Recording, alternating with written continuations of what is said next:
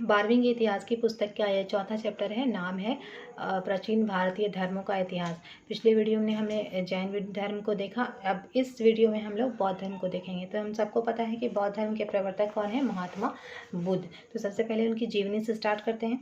महात्मा बुद्ध जो है, उनके बचपन का नाम सिद्धार्थ सबको पता है। उनका जन्म 563 ईसा पूर्व में बिहार के कपिलवस्तु के निकट लुम्बिनी नामक ग्राम में आम्रकुंज में हुआ था। इनके पिता शुद्धोधन जो कि शाक्य कुल के थे, क्षत्रिय राजा थे, और इनकी राजधानी थी कपिलवस्तु। और बुद्ध के जन्म के 7वें दिन ही इनकी माता महामाया का देहांत हो जाता है, जिसके बाद इसकी मौसी जो है नाम है महाप्रजापति गौतमी, इन्होंने इसका लालन पालन किया। बुद्ध के जन्म के समय ही कालदेव और ब्राह्मण कौंडिन्य ने उन्हें देखकर यह भविष्यवाणी की थी कि या तो यह चक्रवर्ती राजा बनेगा यह बालक, या फिर यह सन्यासी बनेगा। तो वो चक्रवर्ती राजा तो नहीं बन पाए, वो सन्यासी बने, और कौंडिन्य की यह भविष्यवाणी सच हुई। ये बचपन से ही इनकी स्थिति ये रही कि वो चिंतामग्न रहते थे, हमेशा कुछ ना कुछ सोचते रहते थे। तो उनके इस स्थिति से उनके पिता बहुत परेशान थे, और उन्होंने सोचा कि अगर इनका विवाह करा दिया जाए तो शायद उनके स्वभाव में थोड़ा परिवर्तन आएगा। इसीलिए बहुत ही छोटी उम्र में 16 वर्ष की आयु में ही गौतम बुद्ध का विवाह एक सुंदर सी कन्या थी, भद्रा कात्यायनी यशोधरा, कहीं कहीं इनका नाम गोपा और कहीं कहीं बिंबा भी मिलता है, उनके साथ करा दिया गया। इनसे इनको एक पुत्र भी प्राप्त हुआ था, जिसका नाम इन्होंने राहुल रखा, क्योंकि इनके जब उसके पुत्र का जन्म हुआ तो महात्मा बुद्ध को लगा कि अब वो बंधन है बंध गए, इसीलिए उन्होंने उसका नाम राहु रख दिया, जहाँ जिसके बाद राहुल कहलाए। तो महात्मा बुद्ध की जो विचार से प्रवृत्ति थी, इसके कारण उनका मन कभी भी गृहस्थ आश्रम में लगा नहीं, और वो एक दिन खामोशी से अपना घर छोड़कर 30 वर्ष की आयु में वो घर छोड़कर निकल गए। और मार्ग में जब वो जा रहे थे तो उन्होंने देखा, उन्हें 4 दृश्य दिखाई दिए गए जो इतिहास में बहुत प्रसिद्ध हैं। पहला दृश्य में उन्होंने देखा एक जर्जर शरीर वाला वृद्ध व्यक्ति, दूसरे दृश्य में उन्होंने देखा एक रोगग्रस्त व्यक्ति, तीसरे में देखा एक मृत व्यक्ति, और फिर चौथे में देखा एक प्रसन्न मुद्रा में ब्रह्मशील सन्यासी जो सांसारिक मोह से मुक्त था। तो इन दृश्यों को देखकर उन्हें लगा कि संसार में कितना कष्ट है, हर एक व्यक्ति को कोई ना कोई कष्ट है। जैसे एक वृद्ध जर्जर शरीर वाला वृद्ध व्यक्ति, उसको भी कष्ट है। एक व्यक्ति जो जिसे बीमारी है वो उसे भी कष्ट है। एक जो मर गया है वो उसके लिए भी लोग रो ही रहे हैं। तो जो उन्हें सबसे ज़्यादा जिस दृश्य ने अट्रैक्ट किया वह था प्रसन्न मुद्रा भ्रमणशील सन्यासी।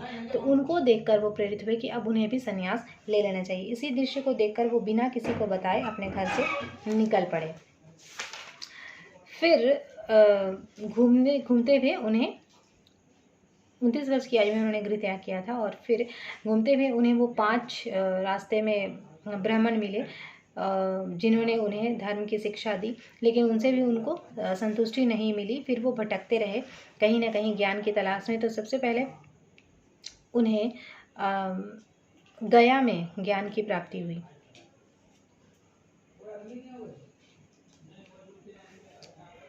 और ज्ञान की प्राप्ति होने के बाद इन्हें कुशीनारा में जब ये गए तो 483 ईस्वी के आसपास 80 वर्ष की आयु में इनकी मृत्यु हो गई। इनकी जब मृत्यु हुई तो इनकी मृत्यु की घटना कहलाया महापरिनिर्वाण। महापरिनिर्वाण के बाद महात्मा बुद्ध के अवशेषों को 8 स्थलों में विभाजित किया गया, और 8 भागों में विभाजित किया गया, और उनको 8 स्थलों में उनके स्तूप का निर्माण किया गया। तो ये था महात्मा बुद्ध की जीवनी। अब हम लोग देखेंगे उनकी शिक्षाएं। तो महात्मा बुद्ध की जो शिक्षाएं, 4 शिक्षाएं बहुत फेमस हैं। उसमें है दुख समुदाय, दुख निरोध और दुख निरोध मार्ग। सबसे पहला जो शिक्षा है दुख, उसमें वो कहते हैं कि संसार में हर एक व्यक्ति को दुख है, कोई ना कोई दुख हर किसी को है। मतलब संसार में या तो जन्म लो, या मृत्यु हो किसी की, या वृद्धावस्था है, या कोई व्याधि हो, या किसी अप्रिय से मिलन हो, या किसी प्रिय का बिछड़ना हो, हर एक चीज़ में दुख है। तो ये हुआ। दूसरा है दुख समुदाय। कहने का मतलब यह है कि अगर दुख है तो हर एक दुख के पीछे कोई ना कोई कारण है। फिर वो कहते हैं दुख निरोध, मतलब दुख को दूर करना आवश्यक है। तो दुख को दूर करने का सबसे अच्छा तरीका क्या है कि हर एक तरह की जो इच्छाएं हैं उसका त्याग कर दिया जाए। दुख निरोध मार्ग चौथा है, दुख निरोध मार्ग। दुख निरोध मार्ग में वो कहते हैं कि अगर हम अपनी सारी इच्छाओं का त्याग कर दें तो इस तरह से हम अपने दुखों से छुटकारा पा सकते हैं। और इसके लिए उन्होंने अष्टांगिक मार्ग बताए, मतलब 8 मार्ग बताए जिन मार्ग पर चलकर मनुष्य अपने दुखों से छुटकारा पा सकता है।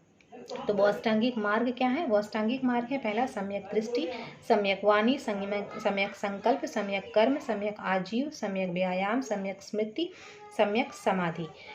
सम्यक दृष्टि मतलब 4 आर्य सत्यों की सही परख। वो 4 आर्य सत्य क्या है? दुख है, दुख का कारण है, दुख निरोध और दुख निरोध के मार्ग हैं। ये 4 सारे सत्य हैं जिनकी हर एक मनुष्य को परख होनी चाहिए। दूसरा है सम्यक वाणी। सम्यक वाणी मतलब मृदुवाणी। फिर है सम्यक संकल्प मतलब भौतिक वस्तु दुर्भावना का त्याग करना। सम्यक कर्म मतलब सही कर्म, सत्य कर्म करना। फिर है सम्यक आजीव मतलब सदाचारी जीवन जीते हुए ईमानदारी से आजीविका कमाना। सम्यक व्यायाम मतलब विवेकपूर्ण प्रयत्न और शुद्ध विचार ग्रहण करना। सम्यक स्मृति मतलब अपने कर्मों के प्रति विवेक तथा सावधानी को सदैव स्मरण रखना, अर्थात मन, वचन और कर्म के प्रति हमेशा सचेत रहना। और है लास्ट सम्यक समाधि मतलब चित्त की समुचित एकाग्रता, मतलब अपने मन को हमेशा एकाग्र रखना। फिर ये जो मार्ग है यही मार्ग मध्यम मार्ग कहलाता है। उसके बाद हम देखेंगे महात्मा बुद्ध के 10 शील आचरण। वो क्या है? पहला है अहिंसा, सबको पता है। सत्य मतलब सच बोलना। अस्तेय मतलब चोरी नहीं करना। अपरिग्रह आवश्यकता से अधिक धन संचय नहीं करना। ब्रह्मचर्य मतलब अपनी इंद्रियों पर कंट्रोल करना। नृत्य एवं संगीत का त्याग, हर एक तरह के म्यूजिक, डांस इनका त्याग करना। सुगंधित पदार्थों का त्याग करना। असमय भोजन का त्याग मतलब समय पर भोजन करना है। कोमल शैया का त्याग, कोमल शैया का त्याग मतलब कोमल बिस्तर पे नहीं सोना है। कामिनी कंचन का त्याग मतलब साज सजावट के जो सामान है उनका त्याग करना। तो ये है बुद्ध के 10 शील आचरण। उसके बाद है बुद्ध के सिद्धांत। तो उनका पहला सिद्धांत है क्षणिकवाद। क्षणिकवाद का मतलब है कि ये जो संसार है वो क्षणिक है, मतलब आज नहीं तो कल इसको नष्ट होना ही है, ये शाश्वत नहीं है। फिर कह रहा अनीश्वरवाद। महात्मा बुद्ध जो है उन्होंने कभी भी ईश्वर में विश्वास नहीं किया, तो इस धर्म के आधार पर ईश्वर की सत्ता में उनका विश्वास नहीं था। फिर है प्रातिप्य समुप्तवाद। इसका मतलब यह है कि प्रातिप्य समुप्तवाद बौद्ध दर्शन का सिद्धांत का मूल तत्व है। बुद्ध के अनुसार एक वस्तु के विनाश के पश्चात दूसरी की उत्पत्ति होती है, मतलब कभी भी संसार रुकता नहीं है, वो हमेशा चलता रहता है। अगर किसी चीज़ का अंत हो रहा है तो इसका मतलब यह है एक नई चीज़ की वहाँ से शुरुआत होने वाली है। तो अंत का अर्थ उन्होंने शुरुआत से लिया। उसके बाद है कर्मवाद। महात्मा बुद्ध ने हमेशा कर्म के सिद्धांत को माना है, मतलब जैसे कर्म हम करेंगे हमें वैसा ही फल मिलेगा। फिर है अनात्मवाद। महात्मा बुद्ध का आत्मा में विश्वास नहीं था, वो आत्मा को नहीं मानते थे। उनका कहना था कि आत्मा शाश्वत चिरस्थायी वस्तु नहीं है, अगले जन्म में विद्यमान रहे। उनके अनुसार व्यक्ति के अवसान के साथ ही आत्मा का भी अवसान हो जाता है। फिर है पुनर्जन्म। तो ईश्वर और आत्मा में विश्वास नहीं था, लेकिन वो पुनर्जन्म में विश्वास रखते थे। उसके बाद है जाति प्रथा में विश्वास। महात्मा बुद्ध ने जाति प्रथा के भेद को मिटाने की कोशिश की, उनका जाति प्रथा में कभी भी विश्वास नहीं रहा। उसके बाद है निर्वाण। निर्वाण में वो कहते हैं कि हर मनुष्य को अपने सभी इच्छाओं से अगर मुक्ति मिल जाएगी तो ही उसे इस जीवन से मुक्ति मिलेगी, और इस जीवन से मुक्ति में का मतलब ही निर्वाण है। इसके बाद है बौद्ध संघ। तो महात्मा बुद्ध के निर्वाण के बाद उनके अनुयायियों ने बौद्ध संघ का गठन किया, जिसमें भिक्षु भिक्षुणियाँ रहे। उन्होंने मिलकर धर्म के प्रचार प्रसार के लिए कार्य किया और संघ के कार्यों की देखरेख के लिए नीति नियम बनाए। तो संघ की जो कार्यप्रणाली थी वो कैसी थी? तो संघ की कार्यप्रणाली गणतंत्रात्मक थी। इसकी विशेषता क्या है? इसकी विशेषता है पहला नत्ति। नत्ति मतलब संघ का प्रस्ताव पाठ। फिर है ज्ञप्ति। ज्ञप्ति मतलब प्रस्ताव के पहले उसकी सूचना। फिर है अनुसावन। अनुसावन मतलब प्रस्ताव का पाठ। फिर है छंद। छंद मतलब प्रस्ताव का विवाद की स्थिति में डाला हुआ मन। फिर है आसन प्रज्ञापक, मतलब सभा में बैठक व्यवस्था करने वाला अधिकारी। फिर है गुल्हक मतलब गुप्त मतदान। उसके बाद है विवतक मतलब प्रत्यक्ष मतदान। फिर है कोरम मतलब सभा की वैध कार्यवाही के लिए न्यूनतम उपस्थित सदस्यों की संख्या, जो कि 20 थी, ये याद रखना। फिर है उपसंपदा। उपसंपदा में क्या होता था? संघ में प्रविष्ट होने की प्रवज्जा। उपसंपदा मतलब अगर कोई व्यक्ति संघ में प्रविष्ट होना चाहता था तो एक संस्कार किया जाता था, उस संस्कार को उपसंपदा संस्कार कहा जाता था, जिसमें कि व्यक्ति को अपने जो गुरु होते थे उसके समीप बैठकर कुछ शपथ लेना पड़ता था, उस संस्कार को कहते थे उपसंपदा। अब हम बात करेंगे बौद्ध संगीतियों की। इसको थोड़ा नोट डाउन करते जाना, जैसे जैसे बोलेंगे वैसे वैसे। पहला चार बौद्ध संगीतियाँ हुई हैं। पहली बौद्ध संगीति कब हुई थी? 483 ईस्वी में। मतलब बुद्ध के निर्वाण के कुछ समय बाद। कहाँ पर हुई थी? बिहार में राजगृह के सतपत्री गुहा में। शासक कौन था उस समय? उस समय शासक था अजातशत्रु, जो कि हर्यक वंश का था। इस बौद्ध संगीति के अध्यक्ष कौन थे? महाकश्यप। इस संगीति में प्रमुख कार्य क्या हुआ था? गौतम बुद्ध के शिष्य उपाली ने स्मृति के आधार पर संघ के नियमों का पाठ किया था, जिसे विनय पिटक के रूप में संकलित किया गया। मतलब क्या है? इस संगीति में पहला काम क्या हुआ? विनय पिटक को संकलित किया गया। और बुद्ध का एक अन्य शिष्य था आनंद। उसने क्या किया? सिद्धांत तथा आचरणों के विषयों पर महात्मा बुद्ध के उपदेशों को सुनाया, जिसे सुत्त पिटक कहा गया। मतलब प्रथम बौद्ध संगीति में प्रमुख कार्य क्या हुआ? विनय पिटक और सुत्त पिटक ग्रंथों की रचना हुई। अब आते हैं द्वितीय बौद्ध संगीति में। दूसरी बौद्ध संगीति जो है प्रथम बौद्ध संगीति के ठीक 100 वर्षों बाद यानी कि 383 ईसा पूर्व में हुई थी। कहाँ पर हुई थी? वैशाली, बिहार में। उस समय शासक कौन था? काल अशोक, जो कि शिशुनाग वंश का शासक था। अध्यक्ष कौन रहा? इसके अध्यक्ष थे यश। कहीं कहीं पे सर्वकामिनी और सवाक अमीन नाम भी इसके अध्यक्ष के रूप में मिलता है।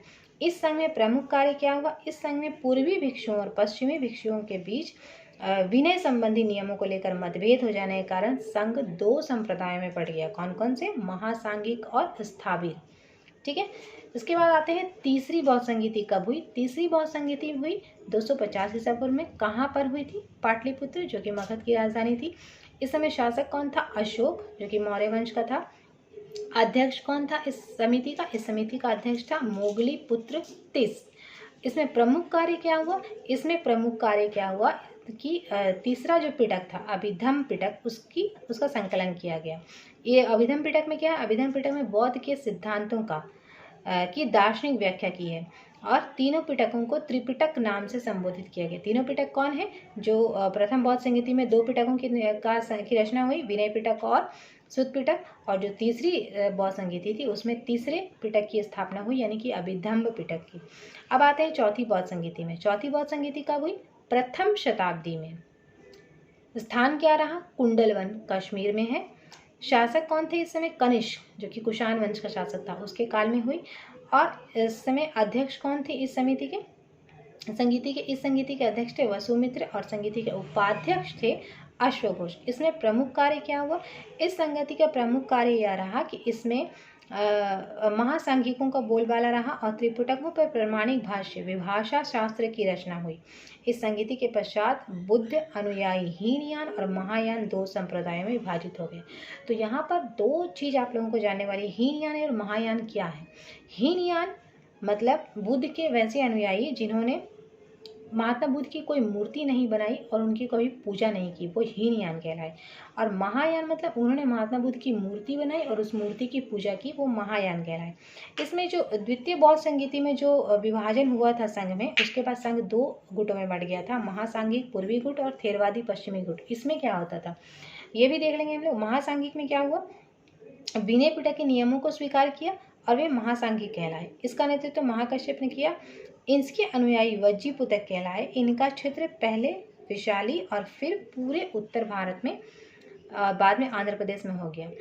थेरवादी जो पश्चिमी गुट वाले थे उनका क्या था? जिन भिक्षुओं ने बिना किसी परिवर्तन के विनय पिटक के मूल नियमों को स्वीकार किया वो थेरवादी या स्थाविर कहलाए। इसका नेतृत्व महाकच्चायन ने किया। इसे पश्चिमी गुट भी कहा जाता है। ठीक है, तो ये रहा बुद्ध की जीवनी, उसके संघ, बौद्ध संगीतियाँ और बुद्ध के सिद्धांतों और शिक्षाओं का वर्णन। अब हम लोग अगली जो वीडियो होगी उसमें हम लोग देखेंगे